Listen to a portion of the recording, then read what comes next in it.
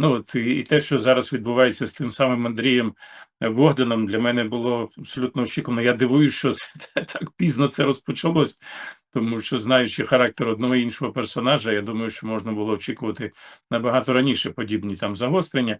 Ну, є такий вислів івритом, пам'ятаєш, напевно, «ля сот шиурей-байт» – зробити домашню роботу, да, підготуватись, вивчити матеріал. Так от, ні Коломойський, ні Богдан не вивчили весь анамнез нашого Боневтіка Криворізького, тому що я в 10-му році від одного нашого спільного з тобою доброго знайомого чув його розповіді про те, як він теж свого часу намагався робити бізнес з Зеленським, ну, і його товариші, друзі, які бачили успіх такий, коли, пам'ятаєш, на Зеленського з неба звалювались там через Хорошковського, через мого там однокашника Шекланова, тодішнього керівника фонду імені Пушкіна російського, да, який тут опікувався телеканалом «Інтер», був засновником, і бачили їхню активну гастрольну діяльність, ну і хотіли теж шматочок там пирога, давали їм гроші за частину в тому чи іншому бізнесі. Там же багато було, в них 12 контор різних, ну і вони давали якусь контору, люди туди вбухували кошти, а потім все ж в них було збитковим. Ми ж пам'ятаємо, що заробляли вони тільки на офшорах і на кешем, яким оплачували тут їм всю їхню концертну гастрольну діяльність, організацію тих чи інших корпоративів. Я просто з ними в ті роки познайомився і завжди тримав відстань саме через те, що в них не ховаючись, вони за колонами показували один одному, що хлопці, давай пішли, прийшов час підняти трошки настрій. Тому і було передбачено, що рано чи пізно він почне кидати своїх партнерів. І сьогодні головні ж то творці цього Буратіно в Україні, це ж саме Коломойський і Богдан. Один сьогодні в в'язниці, на іншого накладені санкції. Тому, між іншим, тому нашому спільному знайомому я потім нагадав в 19-му році, куди він сидів прямо перед Зеленським на той зустрічі,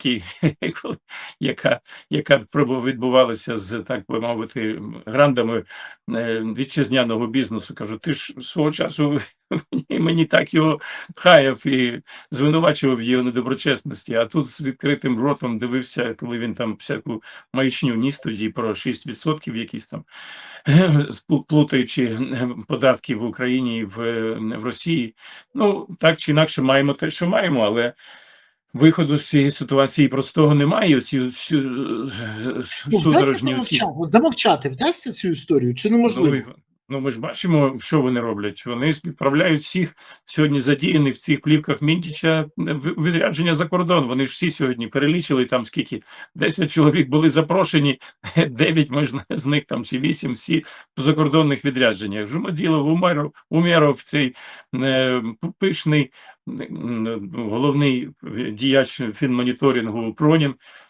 Насправді для того, щоб провести due diligence, що називається, проаналізувати всю фінансову складову і все фінансове підґрунтя цієї компанії, достатньо було всіх даних фінмоніторинга. Це в нормальних країнах те вже відбулося. Але якщо він перелітає з Танзанії в Мексику в Швейцарію, з Швейцарії знов кудись там в Скандинавію, він же за 3 місяці, він тільки 27 днів був на робочому місці. Але ж знову ж це ж було тільки для того, щоб підготуватися для наступного якогось відрядження. Давай поговоримо про інше. Ну, те, що дехто з них може не повернутися, всі розуміють. Цікаво тільки, де ж вони будуть сидіти. Бахрейн, Катар, Оман, до речі, не чужий Володимир Олександровичу Оман. Але ти знаєш, в мене інше запитання. От дивись, вони зараз дійсно використовують все, що можуть, але ж суспільство вимагає. Я, наприклад, навмисно зайшов, я заходжу зараз під його дописи і читаю, що там.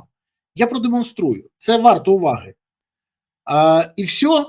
А чого не коментуєш плівки? Коли ти вже слово скажеш за корупцію? Така брехлива, недолугий президентом зветься. Тобто про Міндіча і інших ваших друзів сьогодні теж в вечірній промові не буде. А ми чекали саме на це. Люди чекають кожен день, це пишуть. Вова, а хто такий Вова на тих записах? Не Порошенко випадково? Далі. Династія, достойний лідер династії Міндічів, ганьба, трибунал. Задоволено почитав розмову Міндіча з Шафіром на бандитській хаті. Далі, і це я вам просто покажу, це я просто скрінів один за одним. Чому мовчить президент, генпрокурор, начальник СБУ про зухвалу корупцію в найближчому оточенні? Чому Умєров і досі залишається дійсним членом РНБО? В наявності всі ознаки злочинного групування, але керівництво і далі, всім потужного вечора. А що там з новими записами плівок Міндіча? Дмитро, це під дописами президента на офіційній сторінці і на сторінці Зеленського.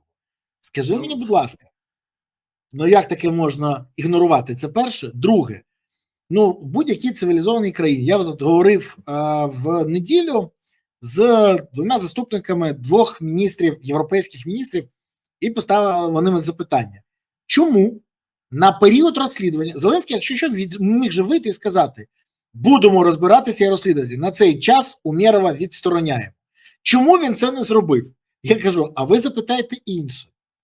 Ці зливи – це верифікована інформація чи ні? Бо якщо верифікована, які проводять розслідування, все вже відомо. І відомо НАБУ і САП. І вони тоді мене запитують, а чому НАБУ і САП тоді не виходять і не кажуть, що це справжня інформація? Скажи мені, будь ласка, а чому НАБУ і САП не виходять і не питають, не кажуть те, про що в мене запитали заступники європейських міністрів? Ось вони взяли паузу, начебто пообіцяли до 14 числа все ж таки підготувати відповідь відповідній там тимчасовій слідчій комісії. Будемо сподіватися, що їм вистачить, скільки там тиждень, щоб 9 днів для того, щоб дати аргументовну відповідь на це питання, тому що тоді абсолютно правий. Ця реакція на плівки, яка відображається навіть на офіційних в профілях Зеленського, вона ж абсолютно очевидна. Зараз переробили оцей висновок віце-прем'єра, що єдине, що об'єднує українців сьогодні, цвинтар, тут додали цвинтар, і зневага така, і недовіра до, якщо не сказати, ненависть до Зеленського, вона, принаймні, в усіх людей, які слідкують за цим процесом. От якщо рахувати, там скільки в тебе сотні тисяч переглядів того зізнань Ваганяна, чи подивитися, яка кількість переглядів була на Українській правді, це ж мільйони, багато мільйонів переглядів, тобто українські свідомі наші співвітчизники, вони ж розуміють всю глибину цієї прірви, в яку ми опускаємось, і простого виходу з цього немає. Тому ж я і кажу, що от дуже доречно зараз запрошувати іноземних послів на такі засідання, начебто вони дали вже свою згоду попередньо бути присутніми, і щоб не мовчали і наші західні партнери, коли вони проводять перемовини з Зеленським, щоб вони вимагали в нього звітності, тому що інакше ми підставляємо наших західних друзів, вони ж живуть в умовах електоральної демократії, в них же немає такого безмежного простору для маневру, як в нашого Зеленського. Йому вигідно, чим довше продовжується війна, тим довше він грабує цю країну і користується. Але дивись, але тут цікаво. Ти кажеш підключати там, де є дійсна західна електоральна демократія. У неділю Зеленський прийняв рішення зранку, це було там суботу почалося, в неділю прийняли, що він повинен негайно їхати в турне. Якесь велике турне, і чим довше він буде в цьому турне, тим краще для нього, він не буде повертатися і не давати відповіді. Але найцікавіше, вже відбулися деякі зміни в його закордонних поїздках. Бо їде він туди, де йому не будуть ставити запитання. Наприклад, в Вірменії, там запитань не буде. Саудівська Аравія, там запитань не буде. Катар, Бахрейн, Оман, там точно не буде. Але, наприклад, вже відомо, що скасований візит Зеленського на конференцію Ленарта Мері в Таллін, яка була повинна в цьому місці відбувається, і він хотів там приїхати, замиритися. Але була умова, щоб журналісти або ніхто в залі не поставив запитання про Вову і династію. Естонці кажуть, що, вибачте, ми не можемо таке дати ніякі гарантії. Як це може бути? Це ж у нас демократія, у нас країна демократична. Якщо є питання і журналісти їх ставлять, політик повинен відповідати. В общем, не їде нікуди Зеленський. не їде. А цікаво, чи буде там присутній ще й Андрій Сибіга, тому що за відсутністю Гербовою пишуть на простій. І тут 100% що можуть і йому поставити запитання.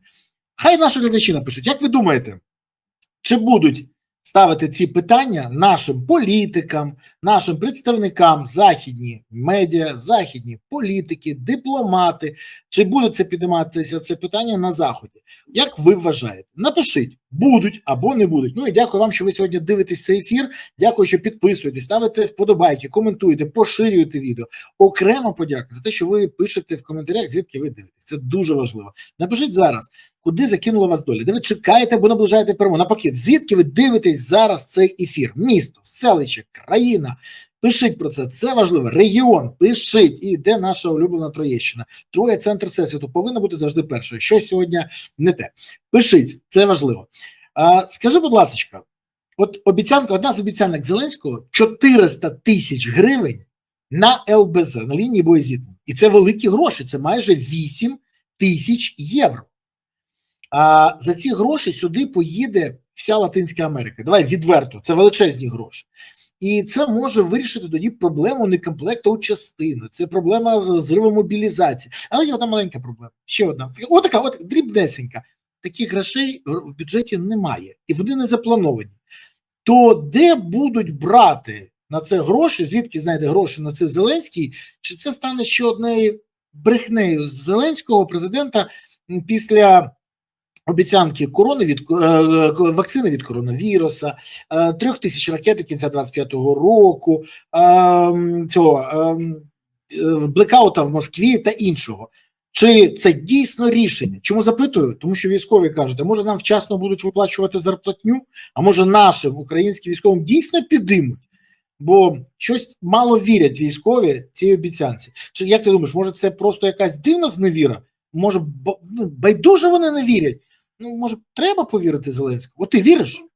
Ну, це ж відомий вислів, що всі засоби гарні в політтехнології, щоб відволікти увагу від головного. Тобто для того, щоб відволікти увагу від плівок Мінджіча, сьогодні будуть вигадувати чергові нам мільярди дерев, чергові Діснейленди, як Зеленський обіцяв, Голлівуди. От я нещодавно на книжковому фестивалі був на ВДНГ, я побачив величезний шматок території колишнього чудового парку, де там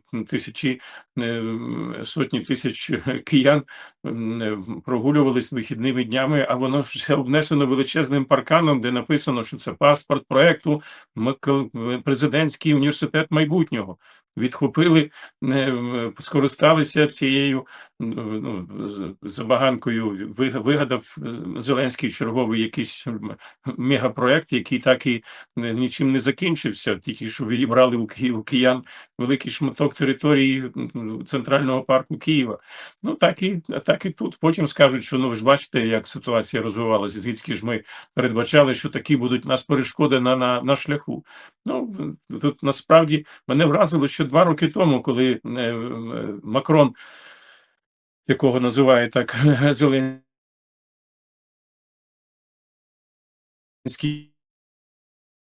він тоді пропонував задіяти ці корпус іноземний для участі в бойових діях в Україні. І тоді Зеленський відповів: ми не хочемо, щоб французи гинули на наших землях. Тобто мене тоді вразило, як це так?